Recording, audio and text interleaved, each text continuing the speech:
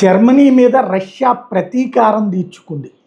ఏదైతే Russia crude oil మీద Germany ban, వాస్తవంగా రష్యా నుండి ఉన్నటువంటి ఆయిల్ గ్యాస్ పైప్ లైన్ల ద్వారానే జర్మనీ సుదీర్ఘకాలం ఆర్థికంగా అభివృద్ధి చెందింది.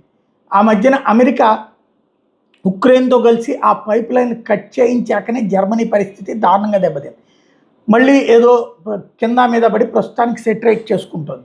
అయితే మళ్ళీ రష్యా ఆయిల్ మీద ఆంక్షలు పెడతాం అంటూ అమెరికా చెప్పడం, 100% ఆంక్షలు అని చెప్పినటువంటి నేపథ్యంలో జర్మనీ రష్యా ఆయిల్ని, క్రూడ్ ఆయిల్ని బ్యాన్ చేసింది.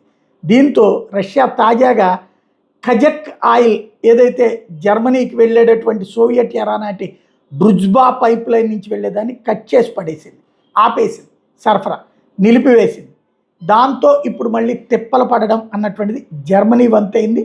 1 by 1 ఎవరి ప్రతీకారాలు వాళ్ళు తీర్చుకునేటటువంటి దిశలోనే అంతర్జాతీయ రాజకీయాలు నడుస్తున్నాయి.